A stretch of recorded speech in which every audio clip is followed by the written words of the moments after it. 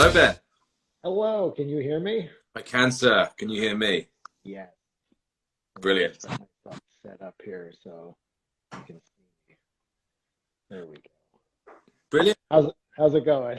Yeah, not too bad. It's a lovely sunny day over here in Brooklyn, New York, and winter is forgiving us for a few more weeks. I think Yeah, it's almost like summer again, which is really nice. it Uh, is.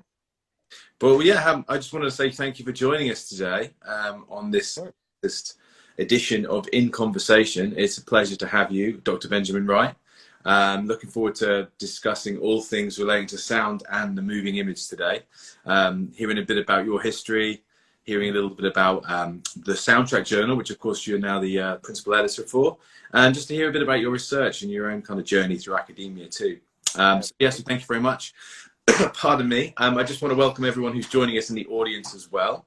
Pleasure to have you too. If you have any specific questions for Ben, then do please drop them in the comment section and we'll try and answer them as we go through today. Informal conversation, probably last about an hour depending how we get on.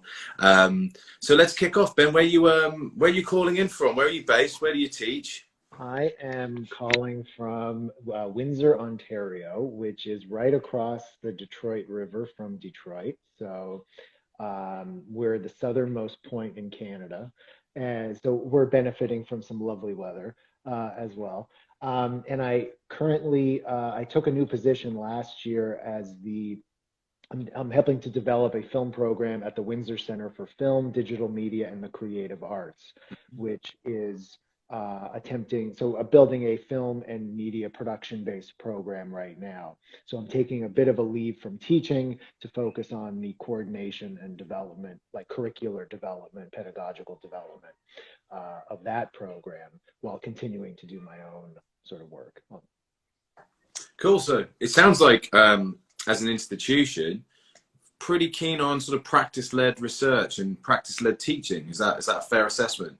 Absolutely. And I mean, I've spent most of my career in the critical studies wing of film studies and of academia. And so and my work has always tried to merge theory and practice. And I've always been interested in that. And so I jumped at the opportunity to sort of help build a program that does, I mean, I think one of the mandates is about focusing on skills-based training to really be able to take students into the real world right, from graduation, to be able to drop into not only feature filmmaking or working in television, but also social media management and everything that goes along with this new media landscape, right? Everybody needs to know how to tell a story. Everyone needs to know how to build a narrative in a concise and clear manner. And I think that we can apply those same ideas of filmmaking and film theory and film history to that endeavor as well. Great. So through your teaching and through the work that goes on there in Windsor, is the main objective then to create people who can, or to take students to a position where they can then move into industry? Is that the main objective of the program? That's the main goal. Yeah. I've worked at the University of Southern California, at the University of Toronto, and those have all been theoretical historical programs where, most likely the same students who graduate from those programs end up going into the industry one way or another, but they have a different view on it because of that sort of theoretical background. Whereas here, this is very skills based, and we are giving them the tools to sort of take that production based education and turn it into something that they can jump into on day one, whether it's being an editor or a cinematographer, director, or anybody in those below the line sort of jobs. It's kind of interesting because I mean, many moons ago, I studied film studies myself, Okay. from a theoretical Yeah. perspective. But I went down that pathway at the University of Exeter in England, but I went at it through English, for English literature and English studies. But the film department proper, I should say, were in the modern languages department, and it often and I was quite lucky in that we had people like Susan Hayward and Jeanette Vincendeau, so French film scholars. So yeah, it kind of made sense that they were in the modern language department in a sense. But there was always a disconnect between English and modern languages. And part of that was due to, through the modern languages department, they were teaching film as a practical discipline as well, in terms of editing, filmmaking in general, or, you know, all that kind of stuff. I slightly digress here, but it was just interesting because film, I suppose, within the arts and humanities is now very much established and kind of, I suppose, quite, you know, hoi polloi, as it were, in the arts and humanities disciplines. That you do see this kind of disconnect between the theoretician, you know, theoretical people, film scholars, talking about the industry, talking about filmmaking, and then of course there's the actual filmmakers. And it seems like what you're trying to achieve, and similar schools, is to try and break down this what's become kind of like quite a normal disconnect between the academy and talking about filmmaking and the actual film practitioners. Is that fair to say? Yeah, it's absolutely fair to say because look, I remember my time at USC, there was two buildings. There was the George Lucas building and the Steven Spielberg building. My office was in the Spielberg building, but those literally were the two schools. There was the production school, which was Lucas, that's where they were housed, and then there was the Spielberg building, which is where the critical studies department was. And it was I mean, I always took it as my job to try to like merge those two to say, I'm going to offer courses that may be something like, a popular course I always did was the James Bond franchise. And so the history of James Bond. And I would get students from production but we would look at it through the lens of all of these, conceptual or academic disciplines, feminism, post-colonialism, right? We would look at the franchise through all of those different lenses. And those production students walked out of it with so much more of a well-rounded understanding, not only of the craft of those films, but the meaning that we can ascribe to them through all of those, academic disciplinary perspectives. And so it was always that balance of trying to bring them into the fold, but also take those who are in critical studies and expose them to the idea that there are practical applications to this, which is that you can go out with a camera and shoot something and do something tangibly and practically. And I think that was and I think continues to be appealing to students from that theoretical school who now realize they have the tools who can go do that. It's interesting because obviously now you're at Windsor, and this is not to do any disservice to the institution or the location, but do you feel, is it quite different now that you're slightly more removed from, California and the heart of the US mainstream film industry? Did you feel kind of the weight when you were in, like, because I mean, I guess the Brat Pack, they went to University of California, I guess, didn't they? Or I believe anyway. So it's just hilarious. You've got the Tower of Spielberg and the Tower of Lucas there, and I could just imagine that there is that they, as alumni, and that they and other members of the film industry probably have some element of I guess control, or some element of influence over the school. Can you feel the weight of Hollywood and when you're teaching there, or did it I suppose make any impact on the way that you taught?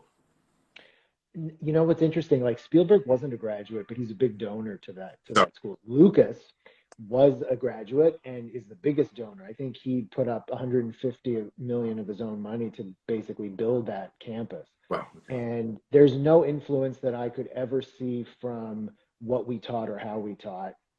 And we would always offer courses on their work, and there was never interference. It was always like, if I offered a class on Spielberg's films, there was never a call from his office going, can we see the syllabus before we proceed with this?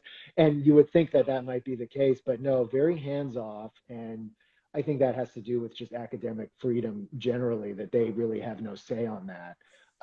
But we always, especially in critical studies, we flew under the radar, and and I think that we were rarely invited to those big events anyway, because we were seen as like, well, you're not the production school, which is really where the money is made, graduating these students.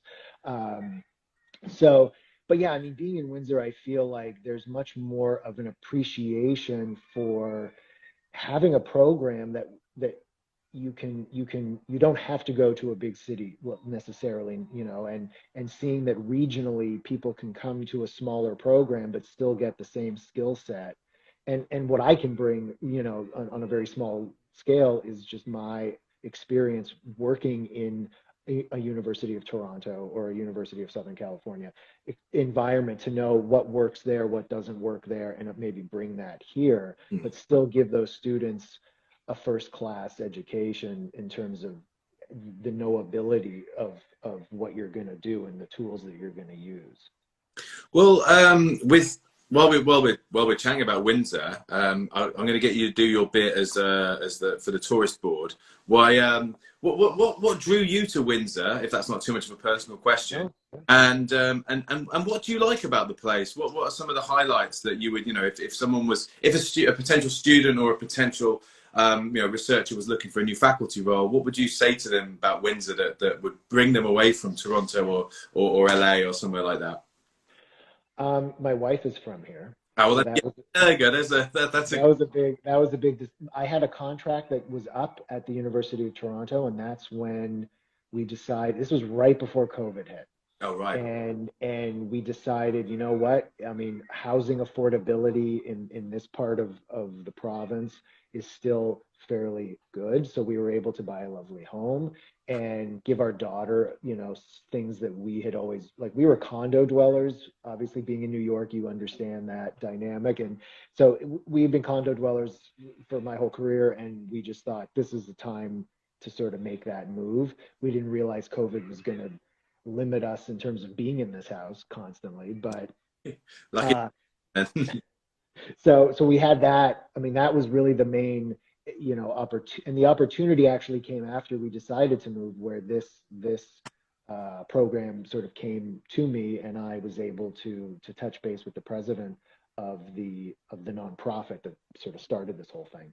And yeah, I mean, it's been fantastic. I mean, again, prior to COVID, one of the advantages was I can cross the border and be in downtown Detroit in 20 minutes. Now the border closed. So then all of that hit and we were like, oh, that sucks. But no, it's a great small city. It has amazing, there's an amazing food culture. There's an amazing restaurant scene. Again, as things get back to normal, that becomes doable. But we were ready to settle down in that proverbial suburban sort of experience, but having Metro Detroit so close would give us that big city feel that we would be able to take advantage of. And cheap flights, if you fly out of Detroit, I can get back to LA, I can go to New York very cheaply, very easily. So those were all factors that sort of led us here. So interesting that you made that transition prior to and unknowns to you, but prior to COVID. How was that? Did that have a big impact on you? Transitioning into a new role, starting a new course at a new university, new institution. Was that difficult, or were there some silver linings there for you? Did you find any bonuses and benefits out of that? It was funny because we're basically building it from scratch. So it was literally I was brought in to help develop it. Hmm. So this we had the advantage of not having an incoming class just until September. We started in September, so that whole last year was really just launching it and getting it ready, hiring instructors, figuring out where equipment can come from, getting grants for those things. So it was just a very long process of figuring out the logistics, and now finally we can start, and eventually I can get back to teaching and doing. But for now it's very much an administrative role, trying to coordinate that curriculum. Well, I'm very interested in hearing a little bit more about this coordination role and what what you put together. So tell us a little bit about the program, and what people can expect if they were maybe interested in signing up, or and what your aspirations and objectives are.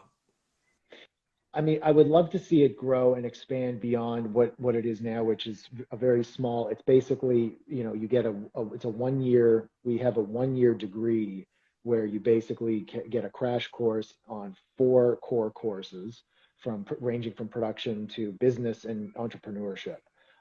So if you want to be a freelance editor, how do you incorporate yourself? How do you do? So we're giving them a course devoted to that and hiring experts in their professional fields to teach these things. So a lot of what we do is, again, it's that sort of skills development training, which is very much understanding the data of what's in the area in terms of like, we have production houses and post-production houses within the city because they handle a lot of video production for sports teams or short films, or if you want to finish your film and get your film colored and have it professionally finished, you go to these post houses. So they love, like, once I started to make those connections to those businesses and let them know like what we're doing and I'm here and I'm doing this, they were really on board from day one to be able to say, we want to be a part of that because this could be a pipeline for us in terms of future employees or interns, people that they can rely on who have a skilled education in that field. So really a lot of my work has been outreach and networking with those local professionals, regional professionals, to try to just figure out, what they want, in a really good employee, like what are they looking for in a particular craft profession, and how we can make that happen. Well, that sounds like a good opportunity to talk a little bit more about your student practitioner internship programs. I mean, this is my understanding anyway from the research that I've done, that you and your team are responsible, or have been certainly, for quite a lot of adult education, but also quite a lot of internship programs connecting students with local filmmakers and local businesses, which I think is, hugely important. And I see a number of my colleagues who work then maybe in design, in music technology, things like that, where they've been doing this kind of thing for, a decade or more, connecting with Chrysler on car design and fabrication or whatever. And I feel like film studies, it's been in the periphery, and it's taken a while for this to become more, have the capital it does now in the mainstream academic kind of pathway anyway. And it seems like you're, kind of been at the forefront of that. So yeah, tell us a little bit about the internship program, what that entails, and what's going on with that. Well, that's the hope and the plan is for that, because we like that once that first class ends their educational component, they would then get placed basically in an intern as an intern somewhere in the city. Any of those networks that we've sort of created, any of those businesses we've created those relationships with, they would then be in a place to have paid internships with those graduates. And so right now it's just developing those relationships, making sure that, they'll have a place for them, and to be able to, even if it's only for, 6 weeks, it could be as short as that, where they jump in or parachute into a particular project. And then it's up to the student to figure out, like, are you good? And do they like you? Because now it's up to you to make them want to keep you, and or at least provide you with opportunities maybe to go elsewhere and learn a bit more on the job training, which is one of the key goals. Sounds very cool.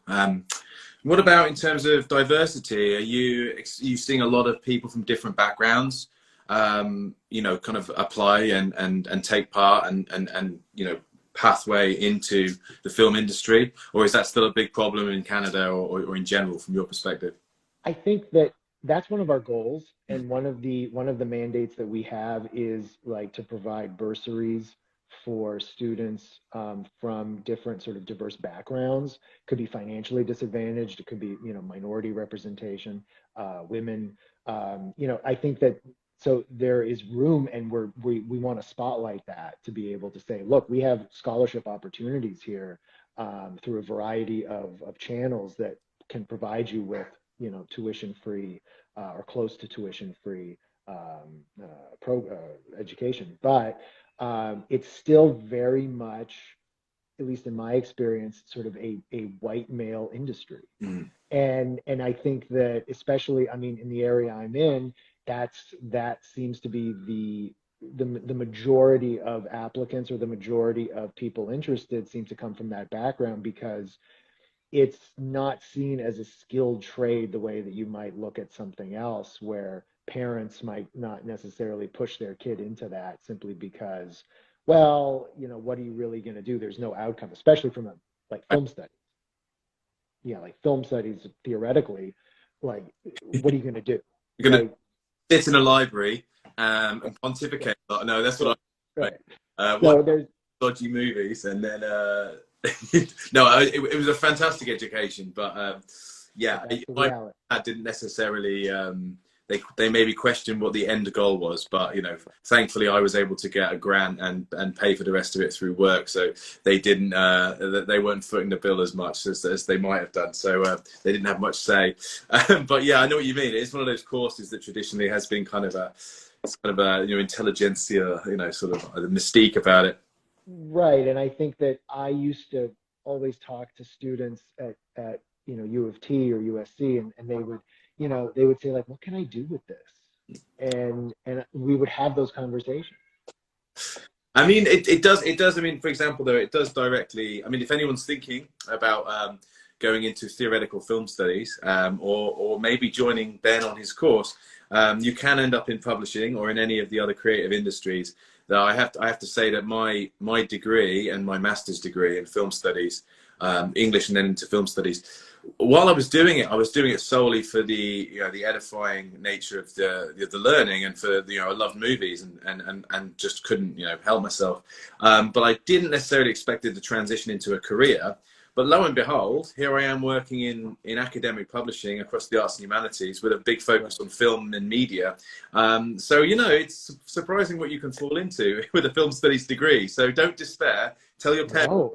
Definitely a light. Oh yeah. Oh, I used to say you can do anything you want. Like it's so open.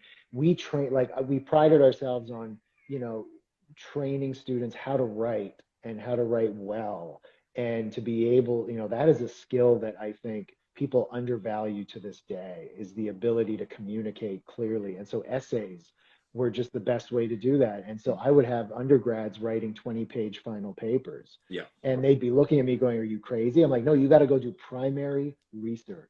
yeah. And they go, "What is that?" And I go, "You got to go to the library. You got to look it up. You got to you have to make an argument. You have to compile all this evidence and figure out, And by the end of it, they were so thankful because they've learned that skill and to be able to do that and think for themselves and come up with these arguments and come up with, um, a point Mm. that maybe no one else had thought of before looking at that evidence, looking at films or looking at trade press, history and going through all of the archives. That's something I really emphasize in all of my film history courses, especially. Yeah, I completely agree with you there, Ben. It's a great degree for developing skills within communication, but then certainly in terms of like classic historical research, primary sources, looking through archives, looking at different materials, different content across different mediums. Yeah, I think it's a fantastic potential degree. To plug Windsor and the course a bit more as well. But let's speaking of education and things, let's talk a little bit about yours. What's your background? Did you come from a practice-based background, or did you fall into academia? What was your trajectory? Tell us a bit about your education and your sort of background. Well, no, not practical at all, believe it or not. It was all theoretical. I went to the University of Toronto as an undergrad and fell in love with the film studies program there. And when I was graduating, there was talk of law school, of not knowing really what to do. And I ended up talking to professors and they said, you're really good at this. And I said, well, what is this? And they said, cinema studies. And I go, what? Like, they're like, well, what you've been doing is something you can do as a career, as a profession. And I go, well, what do you need to do? And they're like, well, first get your master's and see how that goes. And then you can do a PhD. And I literally just fell into that. I applied to different schools. I went to Carleton University, which is in Canada's capital, Ottawa. And they had a really good master's program that my wife and I went to. And I met my wife in undergrad, and we decided together to go and pursue the master's together. And I wrote a thesis that ended up being like 150 pages. And it was that faculty was like, you need to continue with this. This is like, you're onto something with the work I was doing with film sound. I wrote a thesis on the history of Dolby. Oh, cool. Uh, so that how Dolby stereo came about in the 70s. And they were like, well, this is the start of a bigger project. They're like, you did this as a master's. And my wife was like, I'm done with academia. I got my, she was done. And she's like, only one PhD in this family. So It's happy marriage. I think one eight one. yeah, you bet, you bet. So I continued with the same chair or advisor from my master's into the PhD. They had a PhD program that was interdisciplinary, and the whole role of it was to bring together students or scholars from these different backgrounds: sociology, English, music, film, and literature, and economics even. And we were all put in these, it was an interdisciplinary PhD program. So the whole point of it was to expose us to how interdisciplinary theory can help frame disciplinary projects. So we would all do all this coursework, but then go off into our own disciplines to do our the actual dissertations. So I discovered my interest in doing a study of labor in post-production. So how the freelance labor structure in Hollywood shifted in the 1980s, basically. Oh, So just to give you an example, you've heard Foley artist before. The yeah. term Foley, the job of a Foley artist, which is to produce custom sound effects and record them for a particular scene. So everything you see in a film, everything you hear in a film is not recorded on set. The only thing usually recorded on a set is the dialogue. And so they are mic'd in order just to pick up the dialogue. Everything else is crafted in post-production. So lifting up a glass, putting it down, the sound of that hand grabbing it, the sound of a footstep, all of that is done by a Foley artist. So in the 1930s, 40s, and 50s, they were called Foley walkers, and they really didn't have any kind of designation. They were just a post-production personnel.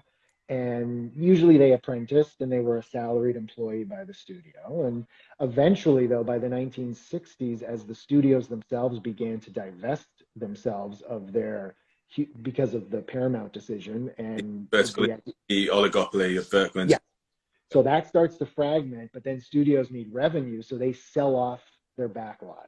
So 20th Century Fox sells off, as an example, they sell off their huge backlot, which becomes the borough in LA called Century City. It's now a town, but it used to literally be the backlot of that giant studio. But along with the backlot was the sound department. They fired all the sound editors and everyone became freelance. And so that shift is what I wanted to explore to see, well, what happened there. And one of the things that happened was in the 70s, you start to see the emergence of titles, job titles like sound designer and Foley artist. And I started to wonder, well, why did that happen? And the reason it happened, at least my argument in all of my writing, has been it happened because of that divestment. And now you have a freelance labor structure looking to promote themselves in a way that is more beneficial to them getting jobs. So now I can now promote myself as a Foley artist. And that brings with it a certain cachet of, oh, well, you bring a certain panache to this job, a certain ability that maybe someone else doesn't. So I'm going to hire you to do that.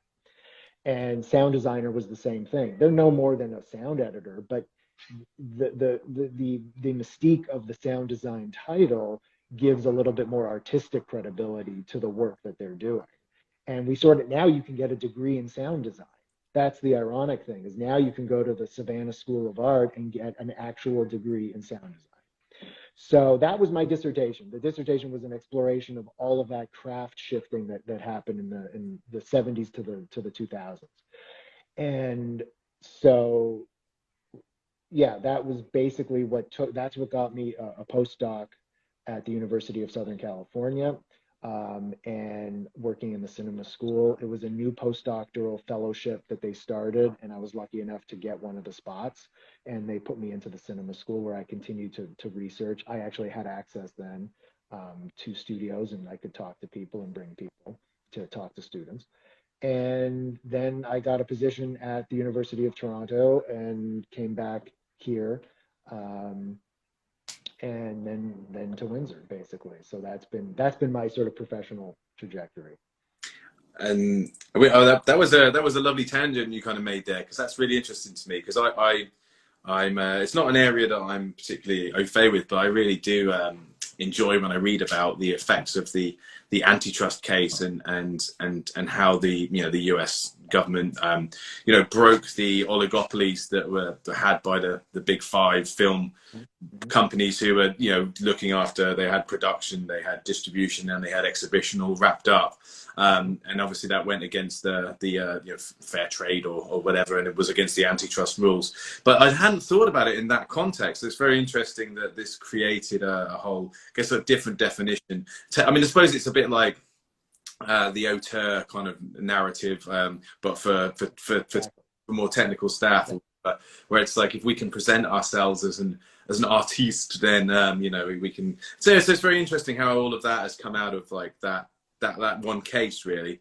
And I guess if people aren't that familiar with it, reading about the Hollywood studio system and its downfall is definitely very interesting. But I hadn't thought about its wide-reaching impact in terms of job titles and like professionalism like that.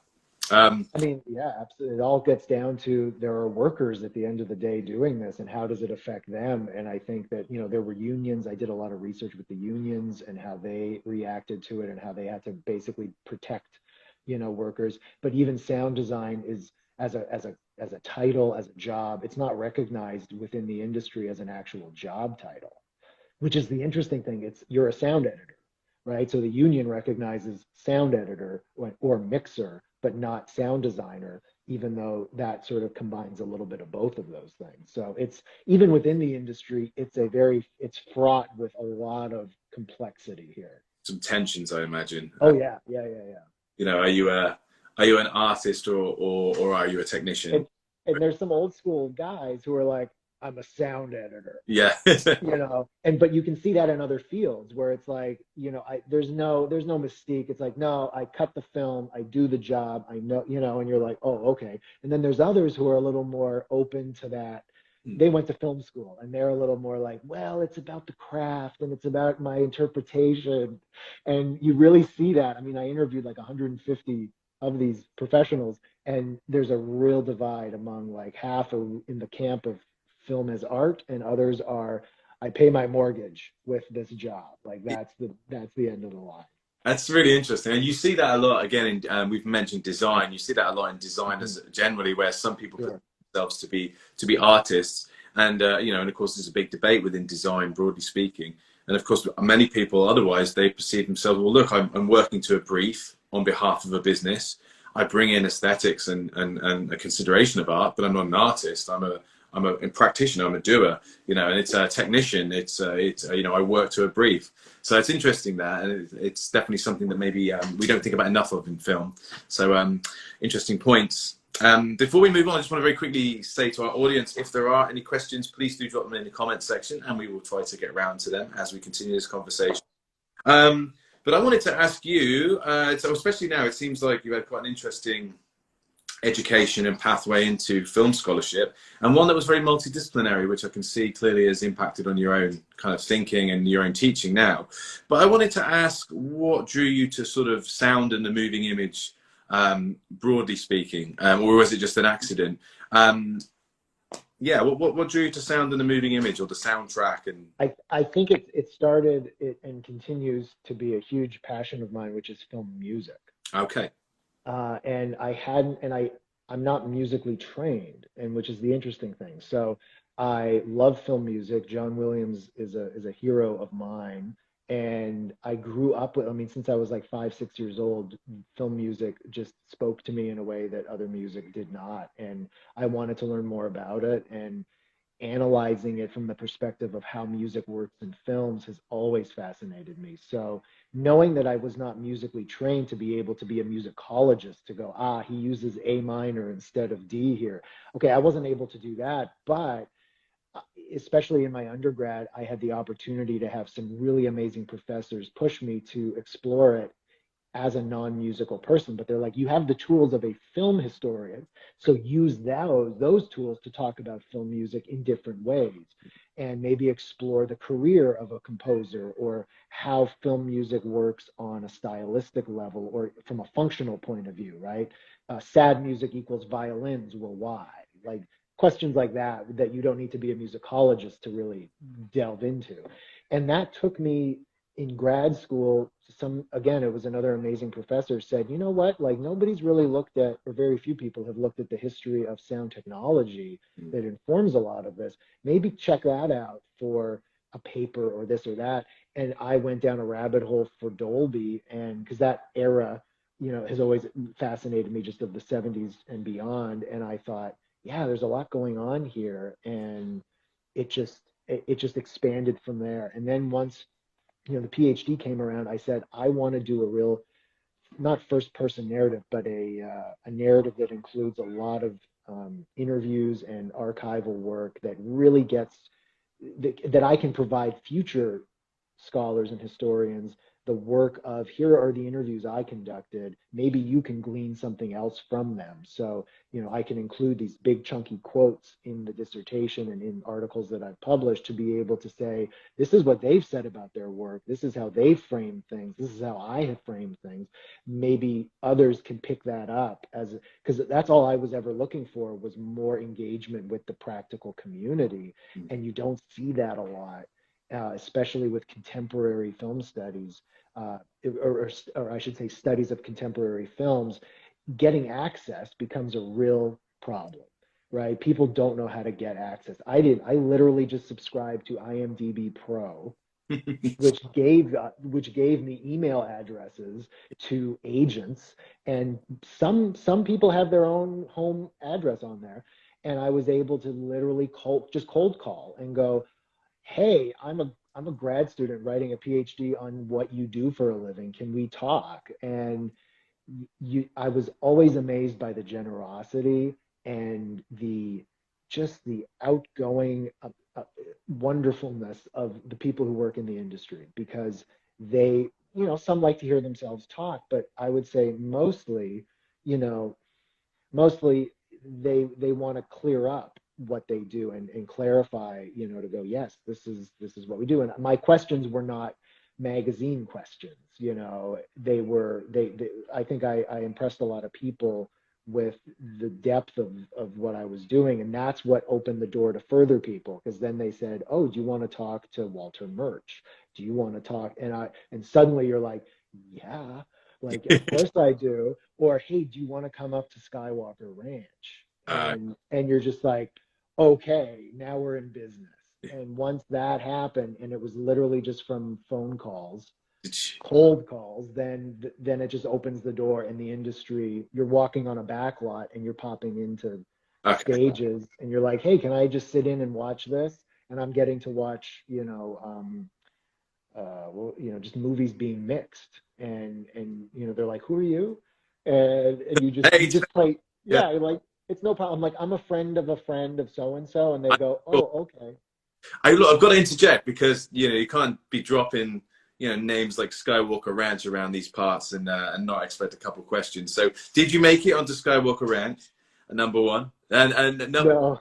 no, okay. Well then, well, a couple of things. First of all, then we got a question from the audience. It's just regarding your PhD, and the question is: has your PhD, the thesis, did it actually get published, or is it available? Because I mean, like you've yeah, promoting it because people want to read I'm it. in the process of doing that.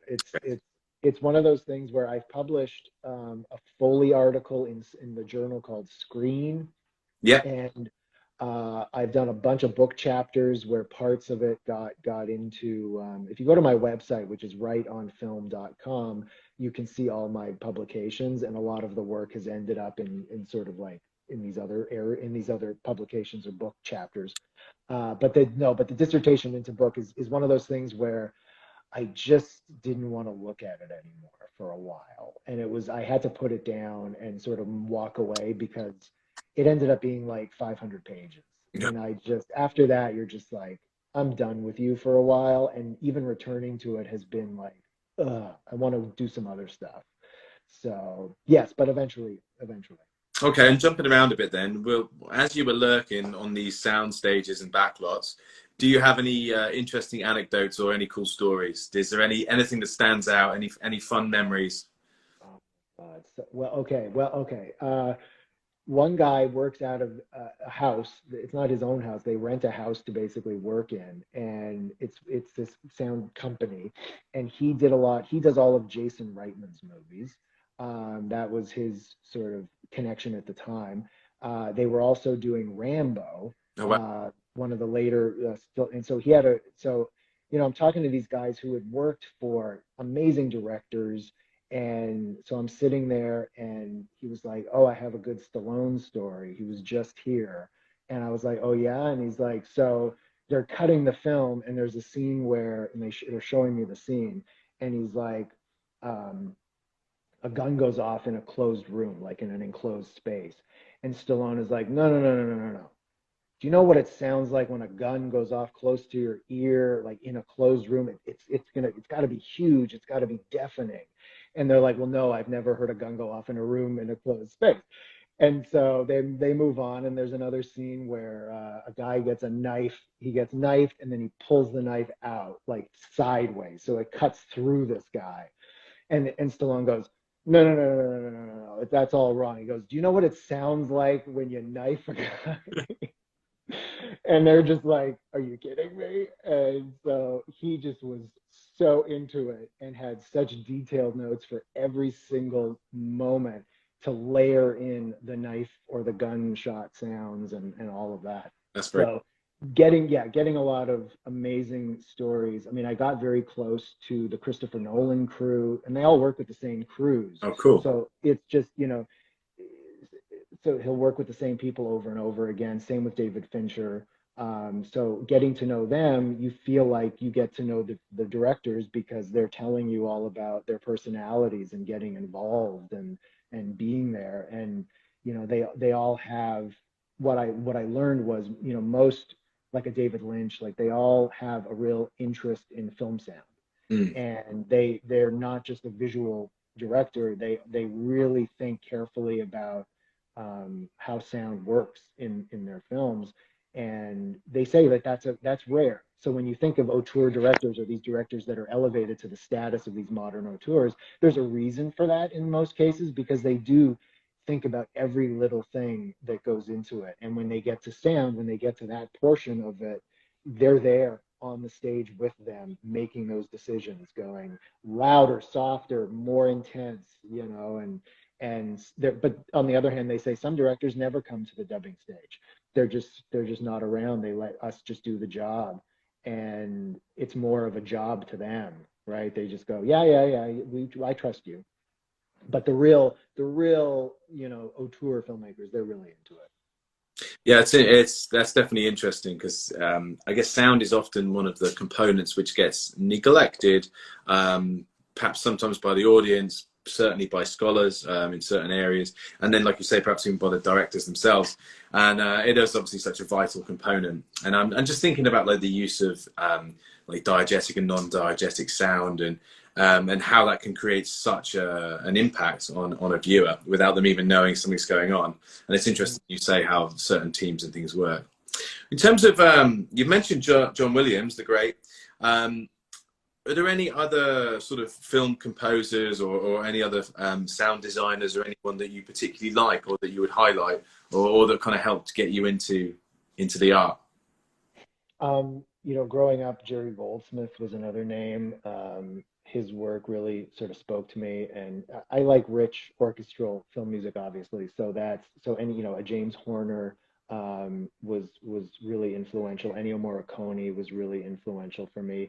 And then I would say contemporary wise, I mean, somebody that I've never actually spoken to, but I've spoken to literally everyone around him is Hans Zimmer. Oh, yeah. Uh, Hans just is he's an intriguing figure for a number of reasons, and his work is really interesting because of the not only the stylistic elements of the synth and those components, but the business model that I've written about in a chapter in some anthology about the way that he builds, he brings in a lot of young composers to work with him. And some say ghostwrite. I don't have evidence of that, but he does give a lot of young composers an opportunity. and to work within his facility. And so it could be like 12 guys and gals working on a film that has his name at the top, but he has a team of people working. And a lot of them have gone on to be extremely successful. John Powell, Harry Gregson Williams. I mean, there are composers that have come out of the Hans Zimmer school. And I think so when people talk about, the sound of Hans Zimmer is now the sound of Hollywood. And I say, yeah, there's a reason for that, because he graduates people from his Hans Zimmer Academy every year, that go on to then get these, A-level Marvel movies or this or that. So the sound is very much a training sort of thing. And so I'm fascinated by that end of it, how he has basically carved out a sound because of the way he works with other young composers. That's interesting, yeah. And I mean, you say ghostwrite, like obviously you're not suggesting that, but it's kind of like in many art forms that's been, especially throughout history, that's been a traditional apprenticeship, hasn't it? Within some working under one of the masters, taking their influence, and then creating your own sort of aesthetic as a result of that. I mean, he's German. Like, he comes from that tradition. Like, he understands that apprenticeship system that does not exist anymore in Hollywood. It used to. And I feel like he may not want to admit that, but I think that's what he's doing, at least reflexively. That's the system that makes him the most comfortable. And he does give back. So I will always defend the man to say, look, he contributes a lot to the industry in terms of bringing up talent. Now, whether or not you like the sound of that world, like, yeah, it's polarizing to some, but it's, he's using his influence in a way that I think is very positive to give opportunities to young emerging composers. And then just sort of more historically speaking, are there any particular soundtracks or any specific movies where the sound has, really captivated you? And is there anything conversely that you've seen or watched recently? And this doesn't have to be cinema; it could be television or gaming. We're going to go into that momentarily, I think. That again has captivated you, perhaps in the last year or so. Oh, in the last year, God, since I haven't been to the movies in a year, like, I think that's, we have a decent setup at home, but it doesn't come close. But I think, I mean, look, when I did my master's, I did a whole thing on Apocalypse Now, which I think is one of the best sounding movies of all time. Like, I think Apocalypse, yeah, like, it's what Walter Murch and his team achieved on that, I still think is pretty awesome. And I will always go back to that as a reference. But contemporaneously, yeah, I mean, there's a lot of good, streaming television now, and I really like the sound work on the Queen's Gambit. Oh yeah, Uh, great, yeah, great. a beautiful score, but also the texture of the soundscape of that I found to be really, really remarkable. And the music in, if you've seen the Steve Martin show, Only Murders in the Building, Oh, which is very new, it's got a really great jazzy score that just it sticks with you. Like, my wife just keeps playing it just to she puts the show on in the background because the music in it is just so infectious. That we enjoyed that very recently. That's the most recent thing I think we saw. very cool. Well, thanks for those tips. If anyone hasn't seen Apocalypse Now, it's an amazing, flawed masterpiece for many reasons. But the sound, Yep, for me, it's yep, been something. And the Queen's Gambit I really enjoyed, and I'm gonna have to check out the Steve Martin thing. yep. We're coming into our last sort of 10 minutes, and I want to jump around a little bit, but I would really like Okay, to a little bit on the Soundtrack Journal, you published bet. Intellect, of which you are, of course, now the principal editor. So I know you didn't found the journal, as it were, but you've been at the reins for some time now. So I'd just like to tell us a bit about the journal and tell us about your aims and scopes, and then we can go into a few more details about how people can submit perhaps as well and things like that. Sure. The soundtrack is an opportunity for, I think, emerging scholars, young scholars, and established ones, to sort of contribute to the conversation about what sound is to media today. And I think it means, especially, we revised our aims and scope very recently as a way to acknowledge the fact that screen media today includes a lot more than just film and television or radio. And now we need to understand we go from art, from sound installations at a museum all the way to acoustic ecology about listening to the actual environment. Back to Murray Schafer, and the sound of the environment becomes, or it has become, a really important discipline within sound studies. Sound studies itself, I think, in the last 20 years, at least since I've been in the field, has exploded. And I took a very conservative approach, which was about movies. And I was like, well, I'm interested in movies sound. But around me, I noticed a forest grow, just with all these different, from all of these different perspectives. One of my close friends does a lot of work on acoustic ecology. And I'm just fascinated by his work about going and recording the railroad. And, just, or the urban and the pastoral landscapes, and how they interact. And, I think the soundtrack is the place where I think all of that can find a home. So if you do close analysis of a film, the way I used to do, that has a home, but also, it can be as wide ranging as even a personal experience, or a personal, how do I want to say it? I don't want to say it's your diary, but really a way for you to explore some of those acoustic phenomena that go beyond traditional, screen music or screen sound. Well, in line with that, we've just got an interesting question in from Disneyana in the audience here, which is, have you ever had any contributions on theme park sounds or music? Which is, yeah, that's really interesting, actually. Yeah, No, and that is something, that's a great idea, because integral part every time, I experience mean, at a theme park. yeah, like every time I visit a theme park, it is so planned and it is so controlled, the way that sound works from ride to ride.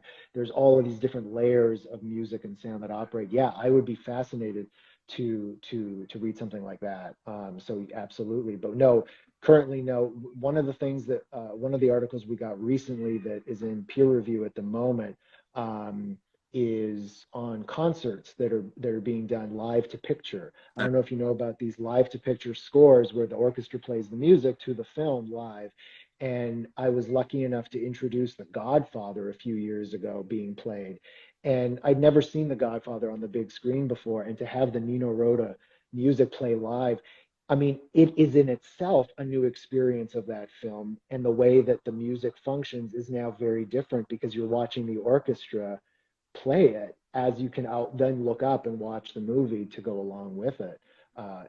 That was remarkable, and somebody was doing that, I believe, to Jurassic Park that was being done. So the article was about that experience. So again, I feel like sound studies is experiencing such a growth right now in terms of the interdisciplinary nature of what it constitutes. And with media being so interdisciplinary right now, I feel like there's so much opportunity to explore some of those facets. Well, yeah, I mean, just to interject, like, I mean, just personally, in terms of what I've read in the soundtrack recently, or like what I've skimmed certainly as well, is just to speak on that. That I work on Assassin's Creed, the game and movie, and then of course I really enjoyed the stuff on FKA Twigs and Beyonce, and that whole cinematic album concept that they've been putting out.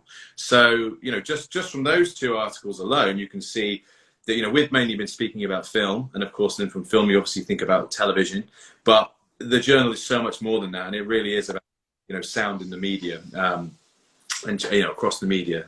So what's coming up next? Anything exciting? Any themed issues?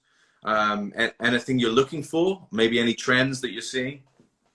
I am seeing, what do we have? There's a scientific paper that from a bunch of engineers that, they all like to co-author things. Us in the humanities are single author papers, and these are like these four people who got together to write this research paper, and they submitted it to us, and it was amazing because they were looking at sort of algorithms in how sort of ambient sound works in a surround environment, in this sort of spatial sounds. And so I was fascinated by that work, because it it didn't come from a sort of an aesthetic or a film studies background. It came from this very different engineering background that I think can give humanities scholars something new to chew on, to go, oh, that's an interesting perspective. So again, I'm always interested in trying to broaden that scope so it's not an echo chamber of the same ideas, that they're bringing these different scientific principles into it that, you know what, could have very well influenced my own writing on Dolby Stereo. Like, these are the types of things that we need to have in the conversation. So I was excited to read that. And I think that, I mean, we have an issue going to press very shortly. We just got that was the fourth article that got sort of approved and sent through. And I'm always open. One of the more, I think the most successful issues we've had are those guest edited issues.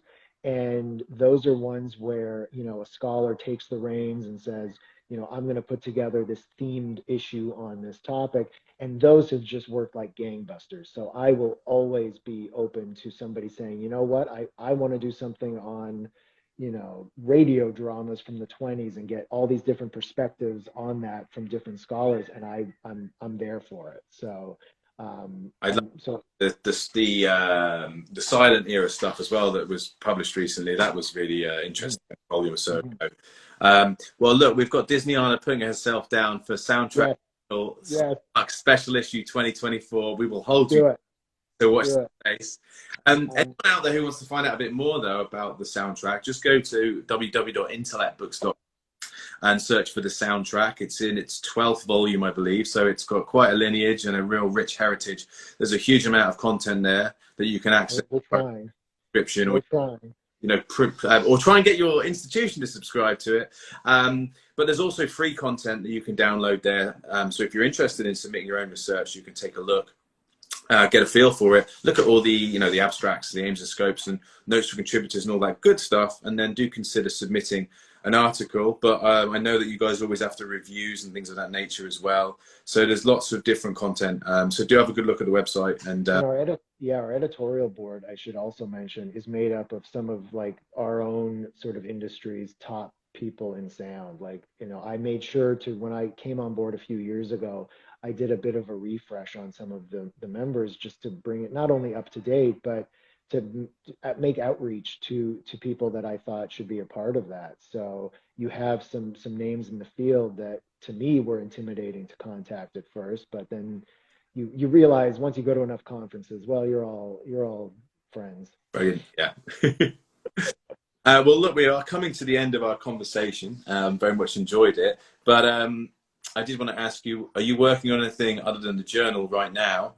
Sounds like you're sharpening up that thesis as well. The old thesis gets the, you know, shaking the dust off. But yeah, what are you working on now? Anything that we can look forward to, either, you know, professionally or personally? What's going on? Right now I'm working on, speaking of film music, a lot of the research I'm doing is sort of in that sort of line. So I'm working on the Zimmer stuff, and that there's more to be said and more to be done. So I'm always working on that. So that hopefully is going to be a small book at some point, and that's kind of what my focus and interest is right now.